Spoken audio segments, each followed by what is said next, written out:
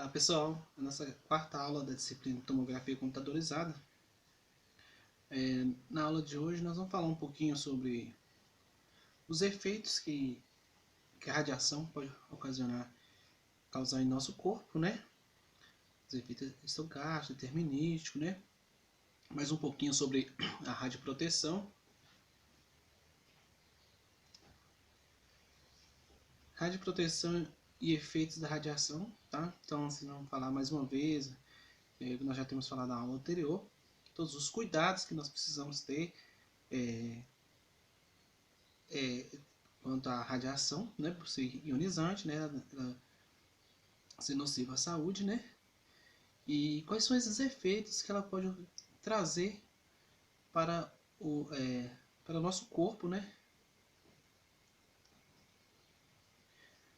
Fontes de radiação ionizante são todas aquelas com energia superior a 12,4 eV e que são capazes de ionizar os átomos, né, ou seja, são capazes de ter essa alteração, né, vão afetar principalmente o DNA. Durante toda a vida, os seres humanos eles estão expostos diariamente aos efeitos da radiações ionizantes, né? Essas radiações podem ser de origem natural ou artificial. As fontes naturais representam cerca de 70% da exposição, sendo o restante devido às fontes artificiais, né? Sabemos que tem toda essa radiação natural, luz solar, né? E temos as radiações artificiais, né? Como por exemplo os raios-x. Quanto à proteção radiológica, pouco podemos fazer para reduzir os efeitos das radiações de origem natural, né? No entanto, no que diz respeito às fontes artificiais, todo esforço deve ser direcionado ao fim de controlar os seus efeitos nocivos. É neste aspecto que a proteção radiológica pode ter o seu papel importante, né? Como nós estamos falando aqui na energia radiação natural, né? Todo momento, por onde passamos, né, estamos expostos à radiação solar, né? Então, assim, tem muito pouco a utilizar para se proteger. Mas a radiação artificial, né, que é muito utilizada, como por exemplo, citamos que o raio-x, todo cuidado é pouco, né? Já temos toda uma orientação, né, para assim controlar esses efeitos nocivos da radiação. A interação da radiação com as células. No processo de interação da radiação com a matéria, ocorre transferência de energia, né, que pode provocar ionização e excitação dos átomos e moléculas, provocando a modificação, ao menos temporárias, na estrutura das moléculas. O dano mais importante é o que ocorre no DNA, né, porque a radiação ela consegue ter essa capacidade, né, de fazer essa alteração no DNA. Mas nós sabemos assim, quando é exposto à radiação, apresenta essas alterações, mas o nosso próprio corpo ele tem a capacidade de regenerar, né, de se recuperar, né. Os efeitos físico-químicos acontecem instantaneamente entre 10 elevado a menos 13 a 10 elevado a 10 segundos e nada podemos fazer para controlá-los, né. Então é algo muito rápido, tá? Você vê que a numeração é negativa, né, que é um processo muito rápido. Os efeitos biológicos eles acontecem em intervalos de tempo que vão de minutos a anos, né? Consiste na resposta natural do organismo e um agente agressor, e não constitui necessariamente em doença, exemplo, redução de leucócitos. Então, às vezes você é exposto à radiação, às vezes você trabalha, por exemplo, você trabalha numa empresa durante 20 anos, e normalmente durante todos esses 20 anos você não teve os cuidados necessários, e assim, se você for exposto à radiação, depois de 20 anos pode vir manifestar algum problema em você, né? Então, assim, não é algo que vai acontecer tão imediato. Os efeitos orgânicos são as doenças, né? Representam a incapacidade de recuperação do organismo devido à frequência ou à quantidade de efeitos biológicos, né? Catarata, câncer, leucemia, né? Que às vezes o paciente é exposto a uma radiação muito forte, né? E, então isso pode desenvolver assim dessas doenças.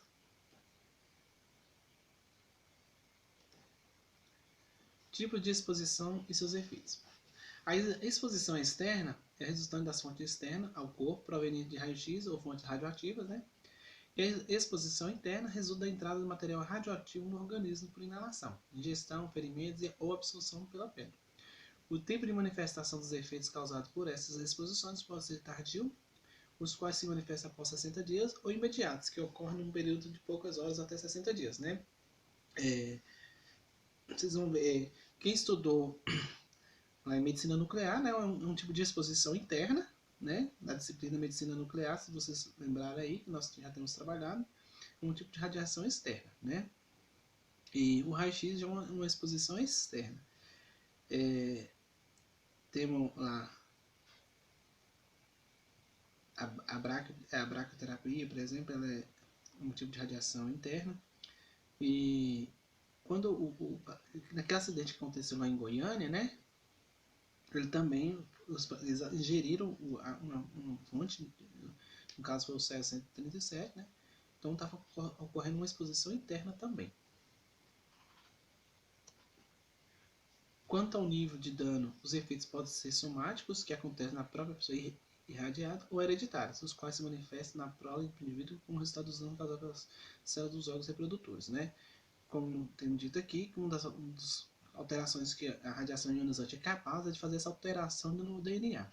Se tem essa condição de fazer essa alteração no DNA, então há uma possibilidade assim de transmitir essas alterações, né, para suas descendências, né? Então, assim, pode vir apresentar algum outro problema, né, nos seus herdeiros, né?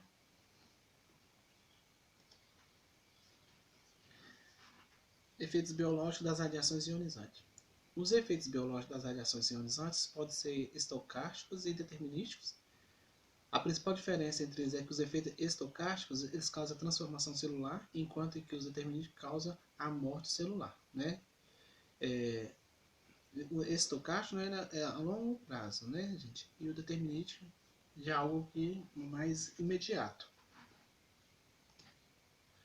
Os efeitos estocásticos. Os efeitos estocásticos eles causam uma alteração aleatória do DNA de uma célula, de uma única célula, que no entanto continua a reproduzir-se. Leva à transformação celular. Os efeitos hereditários são estocásticos. Já os efeitos determinísticos, eles levam à morte celular. Existe uma relação previsível entre a dose e a dimensão do dano esperado, sendo que este só aparece a partir de uma determinada dose. A probabilidade de ocorrência e a severidade do dano são diretamente relacionadas com o aumento da dose, né? Então, se tem uma dose muito alta, então a possibilidade, né, desse efeito determinístico bem maior, porque normalmente são fatos mais imediatos, algo mais que acontece mais próximo. Qual o somático, né, o estocástico, né? Eu falo assim que normalmente eles são hereditários, né? Que às vezes você sofre uma alteração aqui no seu DNA, né? Mas você não vê manifestar nada, mas nos seus herdeiros, né, nos seus filhos, pode vir a apresentar essa alteração a qual ocorreu. Indivíduos diferentes apresentam sensibilidades diferentes e, portanto, liminares diferentes. Exemplos de efeitos determinísticos são leucopenia, náuseas, anemia, catarata, esterilidade, hemorragia, etc. Né? Então, isso varia de pessoa a pessoa, né? Cada pessoa ela comporta diferente, né? Na radiação, né? Ou seja, cada um tem sua sensibilidade.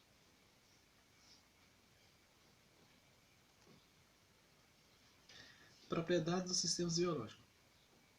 Apesar de todos esses efeitos, o corpo humano ainda apresenta um mecanismo de reversibilidade, né, que é responsável pelo reparo das células e é muito eficiente. Mesmo danos mais profundos são, em geral, capazes de ser reparados ou compensados. Né? Porque quando o paciente é exposto à radiação, normalmente nós não vemos com nossos próprios olhos, né? Não temos essa condição de ver esse prejuízo que causa no nosso corpo, né? Mas o nosso organismo ele tem a capacidade de reparar, né? Então ela tem todo um processo de recuperação, tá? Com todas as vezes que nós somos expostos à radiação, as células nossas elas recebem essa radiação e pode sim ter um certo prejuízo para aquela célula, mas o nosso organismo essa célula consegue restituir, né? nós não conseguimos, assim, pela a dosagem da radiação ser muito baixa, né? Então a gente não consegue ver assim a olho nu. Né? Mas se fizesse um estudo mais aprofundado, era possível a gente perceber essa consequência de se expor à radiação. Sistema de proteção radiológica. O objetivo primário da proteção radiológica é fornecer um padrão apropriado de proteção para o homem, sem limitar os benefícios criados pela aplicação das radiações ionizantes. A proteção radiológica ela baseia-se em princípios fundamentais que devem ser sempre observados, né? Como já temos falado há muito tempo, na aula passada, né? Todos os princípios da proteção radiológica, como nós já temos falado, do princípio da justificação, limitação de dose, otimização e prevenção de acidente. Justificação. O benefício tem que ser tal que recompensa o detrimento, né, que é definido como sendo a relação entre a probabilidade de ocorrência e o grau de gravidade do efeito. Né? O benefício tem que ser bem maior do que o prejuízo. Isso é levado muito em consideração. Então é preciso ter essa atenção. Né? Então por isso que todo pedido de raio-x, né, ou seja, tomografia, ele precisa, o médico tem que solicitar, ele tem que justificar, né? Otimização. O número de pessoas expostas às doses individuais e a probabilidade de ocorrência de efeitos nocivos deve ser tão baixos quanto razoavelmente execuíveis, né? O princípio da Lara, isso não é nenhuma novidade para vocês a respeito do princípio da Lara, onde nós devemos buscar uma melhor qualidade da imagem, utilizando a menor dose e o menor tempo possível, né? Evitar repetição, sempre buscar uma melhor qualidade. Limitação de dose. A dose individual de trabalhadores e indivíduos públicos não deve exceder os limites de dose recompensada, excluindo as exposições médicas de pacientes.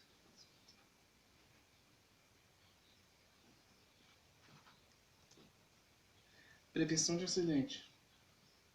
Todo esforço deve ser relacionado no sentido de estabelecer medidas rígidas, né, para a prevenção de acidente, né? Tem que ter todos os cuidados para que assim não venha ocorrer nenhum prejuízo, né? Sabemos que no raio-x, né, o desligou a chave, o risco é bem menor.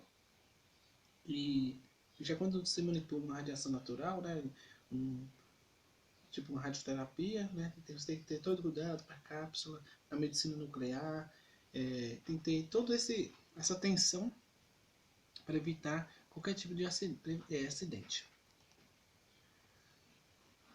O sistema de proteção radiológica ele consiste em evitar os efeitos determinísticos, né?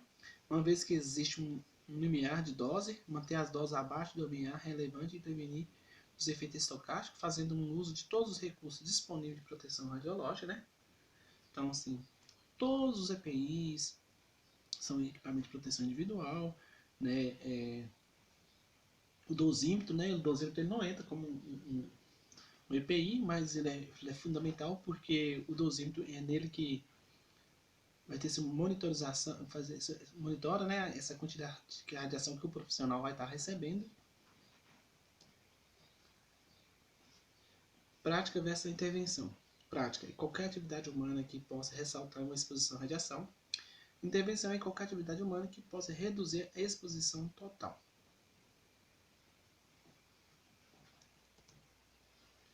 Classificação das exposições. Exposição médica. De pessoa como parte de um tratamento ou diagnóstico, né, de indivíduo ajudando a conter e amparar um paciente ou voluntários participando de pesquisa científica. Não há um limite de dose, esta é determinada pela necessidade médica. No entanto, recomendo o uso de níveis de referência. Tá? Como se um paciente, né, ele precisa estar sempre realizando os exames, uma investigação, um tratamento, né? Então, muitas das vezes ele é exposto várias vezes, tá? Mas, assim, mas não podemos esquecer que o benefício é bem maior, né? Por quanto ele está numa fase de tratamento, de investigação, né?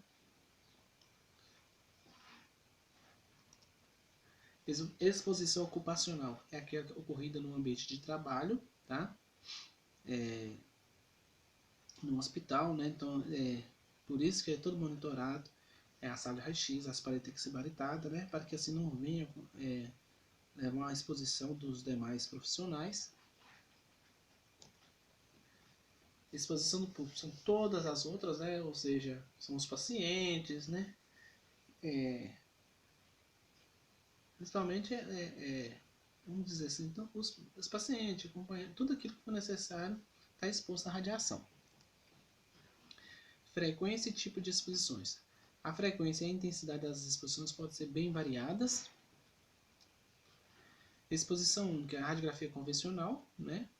Exposição fracionada, a destruição de neoplasia fracionada em 10 ou mais sessões, no caso, uma radioterapia, por exemplo, né? É uma exposição fracionada, porque assim, o paciente vai várias vezes, né?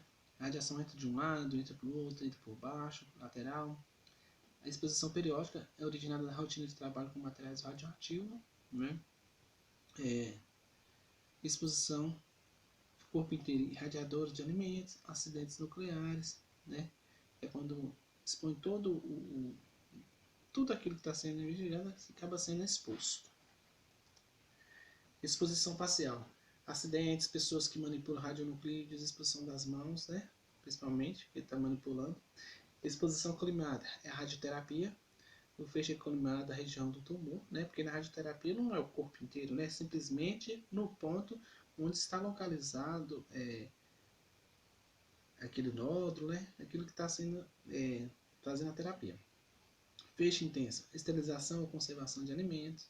Feixe médio, radiodiagnóstico, alguns miligray, né? Incidência. E feixe fraco, radioatividade natural, que é 1 miligray. Irradiação versus contaminação. Irradiação. A irradiação ela é originada por algum tipo de procedimentos, como raio-x, né, em radiodiagnóstico, ou com feixe de elétrons ou raio-x em radioterapia. Neste caso, o paciente não se torna radioativo e, portanto, não há nenhum perigo de contaminar outras pessoas ou meio ambiente, né? Então, quando o paciente ele expôs fazer um raio-x, ele não sai de lá contaminado, né? Ele foi irradiado. Contaminação. A contaminação é o fato de estar em contato com as fontes não seladas, né? Isso é, por exemplo, os pacientes que utilizam um procedimento de medicina nuclear. Neste caso, os radiofármacos são injetados no paciente ficando mesmo radioativo. Dependendo da dose e qual for submetido, poderá ter que ser isolado a fim de não contaminar outras pessoas ou o meio ambiente, né? Normalmente, esses radiofármacos eles são eliminados pelo corpo muito rapidamente, né? Mas dependendo da dosagem, ele demora um pouquinho mais. Eu já falei aqui no início do acidente que aconteceu em Goiânia, né? Onde aquelas pessoas, aquelas crianças ingeriram alimentos com as mãos sujas, né? Com CS-137, e eles acabaram se contaminando outras pessoas, né? E a si próprio. E essa pessoa torna-se uma fonte radioativa também. Avaliação de doses individuais. Para a monitoração individual, são encontrados vários tipos de equipamentos, né? Filme, dosímetro, né? TLD, dosímetro termoluminescente, caneta dosímetro e outros. O uso de dosímetro é geralmente obrigatório, a não ser que a monitoração da área demonstre que não há risco. Um dos tipos de dosímetros individuais mais utilizados é o dosímetro de tórax. Este deve sempre ser posicionado na parte superior do tórax e é um dosímetro que registra a dose do corpo inteiro, tá? Como temos falado aqui, ele é obrigatório, tá? Se a vigilância sanitária chegar, tem que estar usando, né? Esse dosímetro a gente utiliza durante um mês. Depois você encaminha para a empresa, né, responsável, onde é feita essa leitura, né? O dosímetro mais comum, né, utilizado é o TLD. E lembra muito um crachá, não?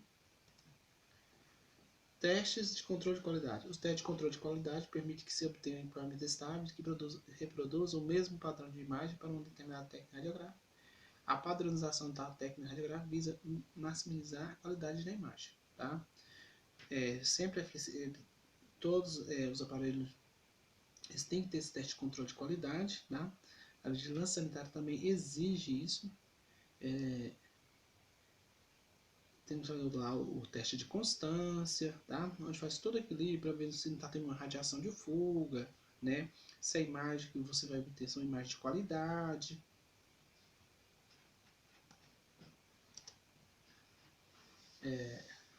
Então, pessoal, essa aqui é a nossa quarta aula de medicina de tomografia computadorizada.